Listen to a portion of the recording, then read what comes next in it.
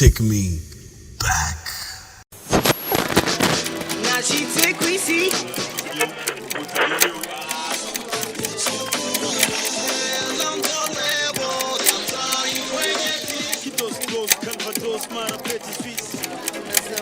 Take me back.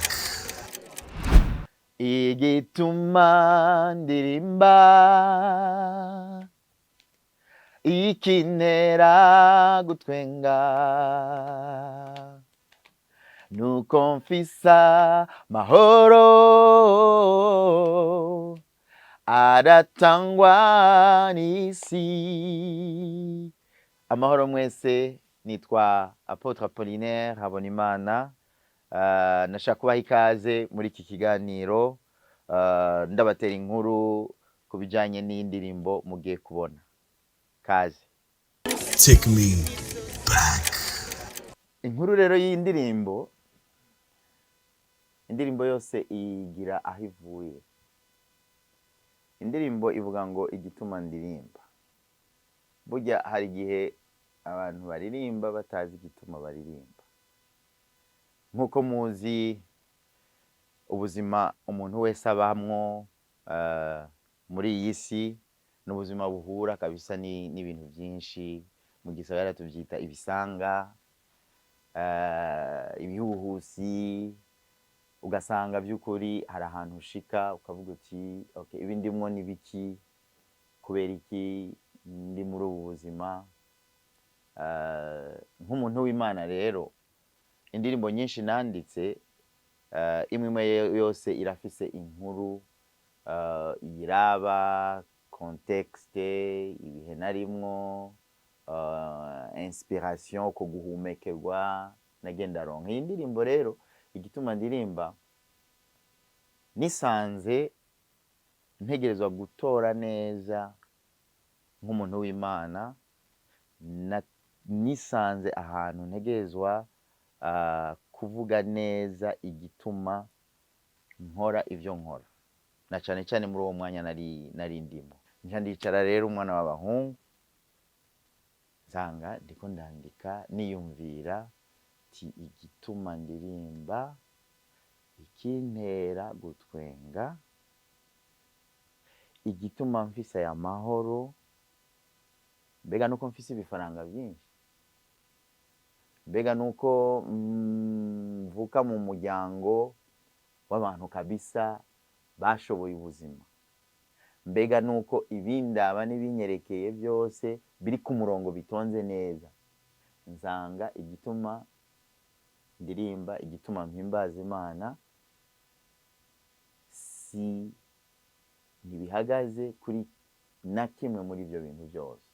Nsanga umutima w'indirimbo, nyuma yo kwandika ibice bibiri, icya mbere kivuga igituma, n'icya kabiri kivuga iyo nisanze mu bingoye, nisanga hirya no hino yanje atasaganyirizo, ntungwa n'ijwi ryo mu mutima.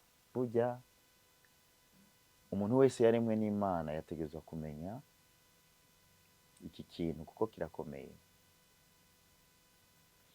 Kirakomeye cyane, kubera ko hari igihe ubuzima bwacu twisunga abantu, kandi abantu ni beza, Imana irabakoresha mu buryo bumwe cyangwa ubundi.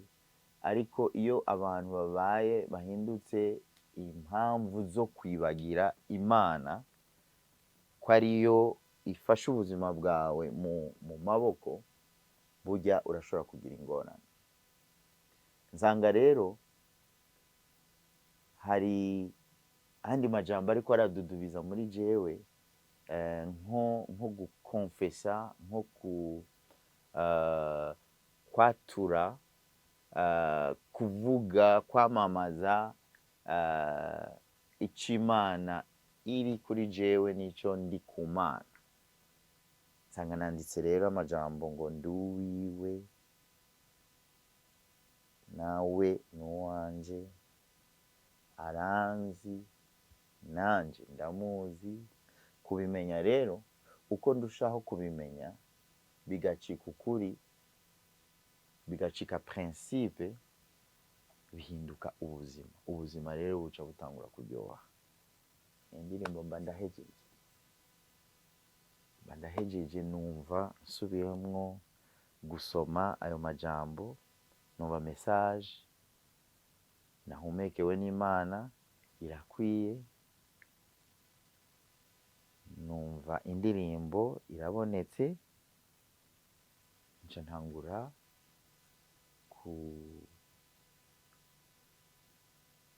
kuyigirira arrangement musical.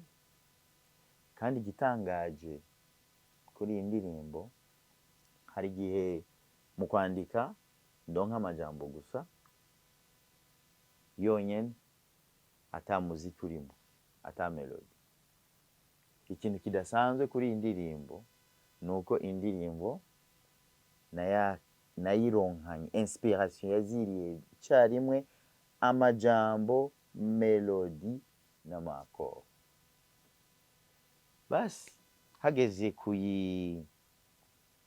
kuyishira ahabona, Imana yaramfashije kuko nari en contact n'inshuti yanje Papa Aaron Nitunga, n'umwe mu baproducteur abantu benshi bazi bo kuva kera, bafise ubuhinga. Hanyuma bihurirana nuko hari n'izindi ndirimbo nari mfise, nkora projet rero yo kuzijana muri studio, kuzihinyanyura kugira ngo zije ahabona.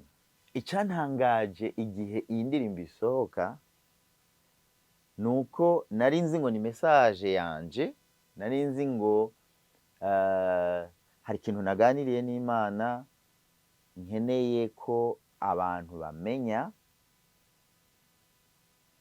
ariko mu nyuma naje gutangazwa nuko abantu batanguye kuyumva bayigize iyabo, basanze ari message bashobora kwiapproprier, basanga ni indirimbo irimo impanuro canke irimo kwibutsa abantu igituma badakwiye kuririmba gusa ari uko iyo ibintu bimeze neza, badakwiye gutwenga, kunezerwa mu gihe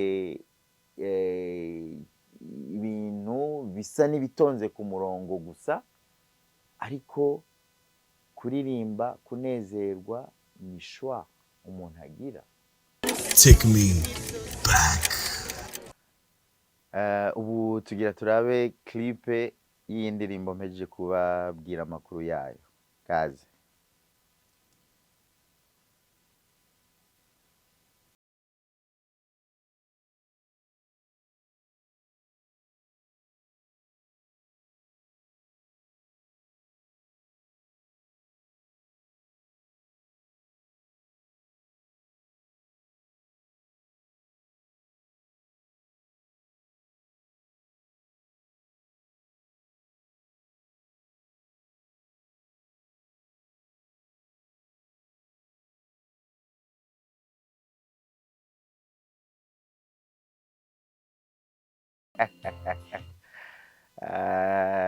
Iyi rero murabona aya ma image muri uriya mwaka nababwiye 2002-2003, ariko yaje kugirirwa clip nyuma. Murumva quand même qualité y'umuziki ko atakibaye. Ikindi ama image muriko murabona niyo yatesa muri kijya gihe, no kuvuga ngo yari qualité ya mbere. Ndashimira Papi Jamaica na Raymond Kalisa bagize umutwaro, kuko by'ukuri nta budget nari mfise yo gukora ayo ma video, kandi bansabye gukora album yose. Iyi ndirimbo rero ifise umwihariko, ahantu tugeze imvura iri kwiragwa, bamwe bakavuga ati ni montage mwagize, ariko Imana yari yabipanze ku buryo ico gihe imvura yarakuvye turi muri tournage. Nca ngira icyiyumviro ni iyi ndirimbo hari ikivuga, nico gituma benshi bibazazana ati iyi mvura ni montage. Oya, si montage, ni imvura naturelle yaguye kandi ni Imana yayigwishije kugira ngo message igire insobanuro. Murakoze, twagiye.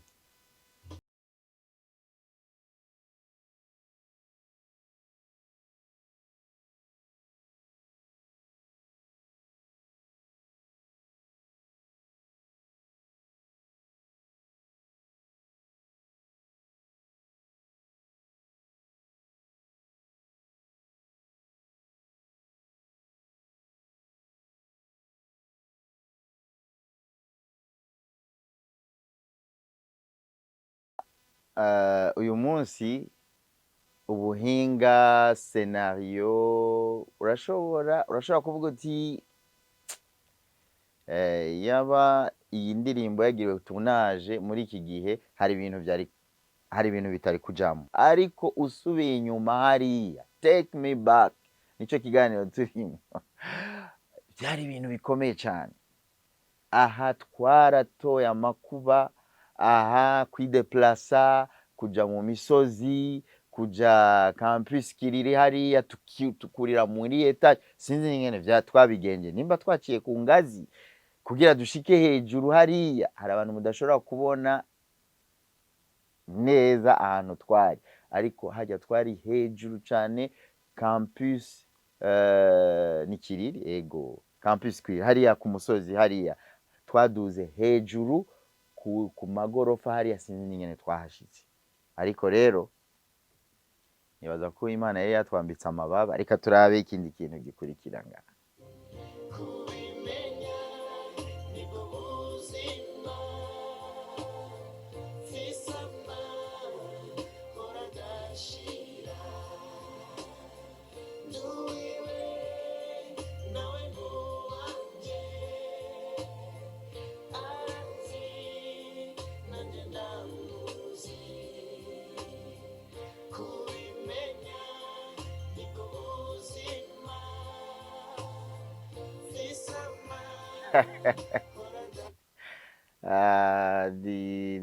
Biryoshe cyane kuraba, ni take me back nyene, kubera hari abambwira ngo ngo Apollinaire, ngo wewe ngo ntusaza. Mbe murazi imyaka mfise? Ariko kandi ndavye biratangaje. Hari ama image ndiko ndabona nk'iyi tugezeko, umenga ndakantu k'agapeti k'akagamin, ariko kandi ndavye mbona umenga ndacasa kurya nyene. Sinzi mwe sinzi ingene ico mubivugako, ariko rero ndazi ico bivako. Burya kwizigira Imana, burya gufata ubuzima bwawe ukavuga ati Mana mpisemwo wewe, ni wewe buryohe bwanje, ni wewe nkomezi zanje. Burya biratanga amavitamine udashobora gukura mu biharage n'inyama n'imiceri n'amarengarenga n'amarejime yose dushobora kujako. Kubera ko nk'ubu ndiko ndiraba hariya, ndiko ndiyumviriza ibiguvu jewe mfise uyu munsi byo kubandanya kuririmba, guhimbaza Imana, gukorera Imana, gukorera umuryango wanje, gukorera igihugu canje. Numva umenga ndacafise imyaka myinshi, nubwo uyifise mu biganza ari Imana. N'ubu yohitamo yonyimbura ikavuga ati niwiyizire mwana wanje. Ariko ndavye ijya myaka, umunezero, igishika c'ubuzima nari mfise, mbona umenga nivyo mfise n'uyu munsi, kandi mbona umenga biri fois 7 fois 10. Reka tubandanye rero.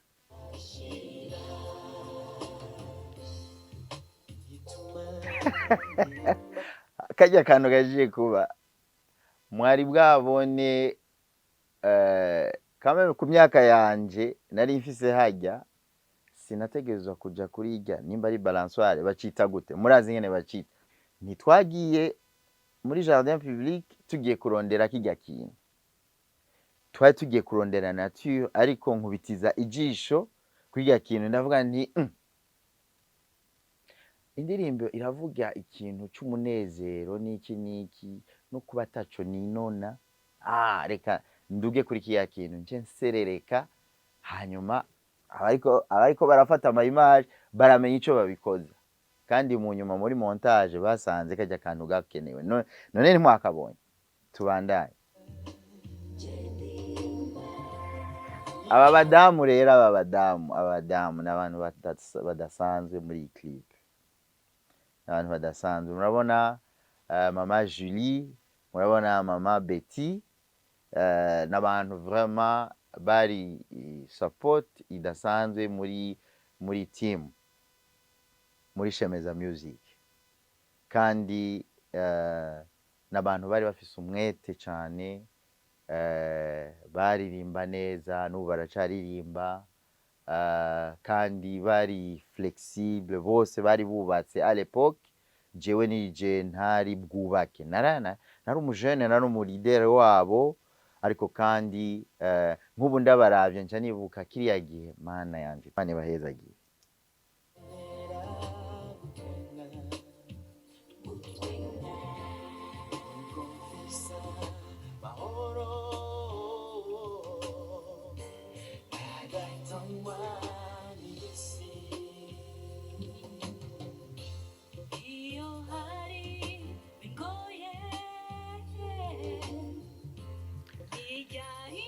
Uyu mama n'umwe mubona rimvuze, by'ukuri iyi ndirimbo twayikoreye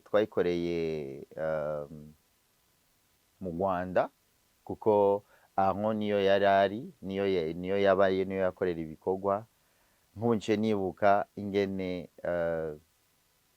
umushingantahe wiwe Pastor Mark, ntiyari bwabe pastor ariko yararongoye urwaruka,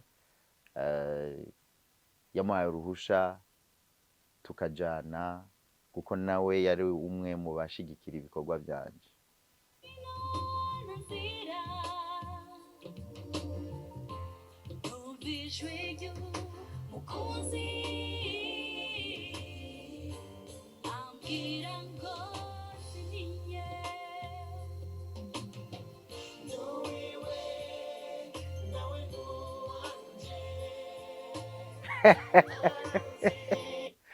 Uyu mubona rero w'ishati ya bleu, uyu munsi niwe mugore wanje. Amakuru yiwe nanje muzoyamenya ikindi gihe, ariko reka ubu muciye mushinga amatwi rero ngo ndayababwire. Reka ndababwire gatonya, ntimubinzize kubera ko dukundana mwese. By'ukuri kiriya gihe namubona nk'akana kari ngaho gakunda Yesu, kari muri korale. Sinarinzi by'ukuri ko uyu munsi ari we yoba ari umugore wanje. Imana rero ikora ibintu bidasanzwe. Iyi ndirimbo rero, nimba yariko araririmba ndaba, nimba hari icyo Imana yariko iramumbwirako, ntabyo nzi, ariko uyu muntu n'umugisha adasanzwe. Uyu munsi dufitaniye abana, Imana yaduhezagije abana 4, abahungu 3 n'umukobwa 1. Reka turabe.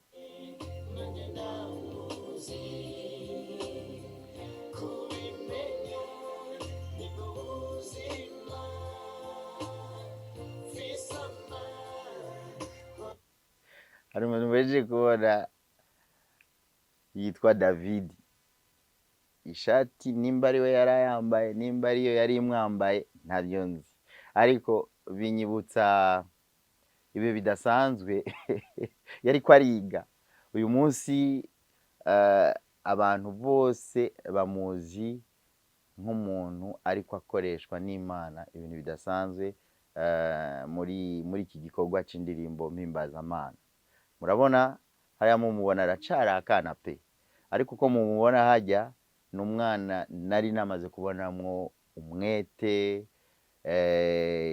yiga vuba, kandi akaguma hafi yanje.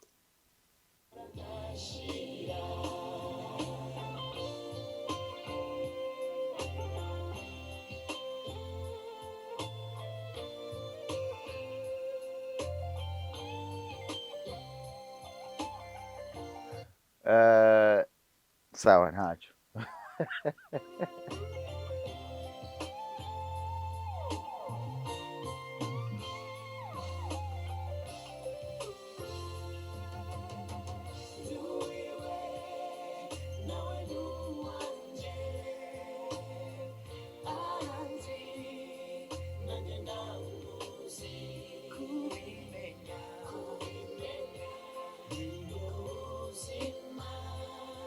umbajije aho twakuye ayo mashati yera ubu ntaho nibuka, ariko nuko nzi ko muri team harimwo abari bafise umwitwarariko wo kumenya ingene twambara, ingene duhindura, ryari duhindura. Muri clip biba biruhisha, biraruhisha pe, ariko ababijejwe baba bavuga ati nivyo nyene bikenewe. Hanyuma wewe chef wa projet ya clip canke abariko baregeranya ama image, ico bavuga nico wemera, kubera ko indirimbo baba bayifise ku mutima kandi bafise igicapo c'ingene indirimbo ico bashaka muri iyo ndirimbo. Twagiye.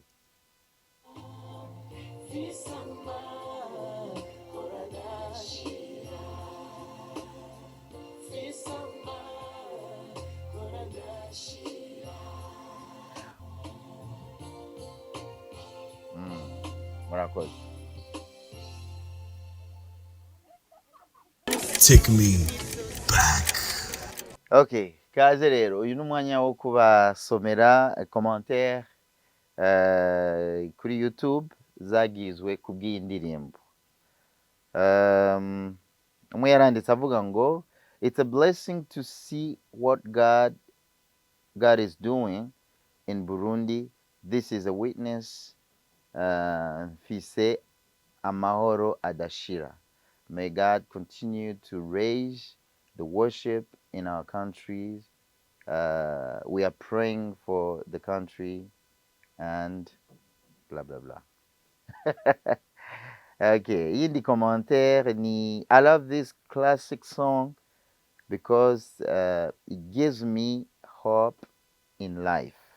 Okay, uwa mbere yavuze ngo n'umugisha kubona ivyo Imana iriko irakora mu Burundi, kandi n'iyi ntaha ivuga ngo mfise amahoro adashira, ngo Imana ibandanye kuzamura uguhimbaza no gutazira mu bihugu vyacu, turabandanya kubisengera. Uyu nawe yavuze ngo ndakunda iyi ndirimbo, indirimbo ya classique, ngo iransubizamwo ivyizigiro mu buzima bwanje. Wow. Uwundi yaravuze ngo I still don't understand a single word in this song. After almost 20 years, it reminds me of some wonderful Burundians I met in Uganda. I still would love to visit Burundi one day. Wow. Uyu muntu nawe arandenduye kabisa. Aravuze ngo nubu sindashobora gutahura n'ijambo na rimwe rivugwa muri iyi ndirimbo. Ngo kumara imyaka 20 iheze, sindashobora gutahura ijambo na rimwe. Ngo ariko ngo iyi ndirimbo ngo inyibutsa bamwe mu Barundi nahuye nabo mu Buganda n'ahandi, kandi iyi ndirimbo icintera gushaka gushaka kuzovisita Uburundi. Wow.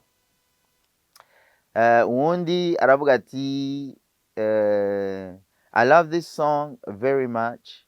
I wish we could have more of it. More in Uganda. God bless you. Ngo indirimbo ndayikunda cyane, ngo nifuza ko yoshigwa mu Kiganda. Okay, reka tumve commentaire ya.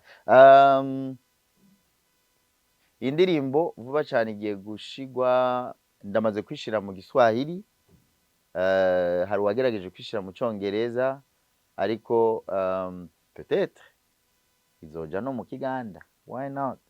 Okay, reka turabe twumve commentaire ya nyuma. Ama commentaire ni menshi, ariko reka mvuge nsome commentaire ya nyuma. igituma ndirimba n'ikintera gutwenga nuko mfise amahoro adatangwa n'iyisi. Nukuri iyi ndirimbo irasizwe. Bon, ico ni kirundi mwacumvise. Undi yavuze, okay, akanyuma undi yavuze ngo I remember this song when I was 8 years old. Bon, sinzi ngo yibuka iyi ndirimbo yatanguye kuyumva ngo afise imyaka 8. Sinzi rero umwanya yibukiye ko imyaka yari iheze. Murakoze cyane bakunzi, mwagize commentaire, byukuri nshishijwe bugufi no kumva echo canke feedback zanyu. Ndi umukozi wanyu, icyo Imana yankoresha cyose nkuko yankoresheje kuri iyi ndirimbo ikababera umugisha, ikabahezagira kandi igasubiza ivyizigiro muri mwebwe. Ndabashimiye kuri appréciation, ndabashimiye ku masengesho yanyu, kandi icyo Imana izoshishikara kunkoresha ku buzima bwanyu no ku bwa benshi niteguye kuyumvira. Murakoze. Take me back.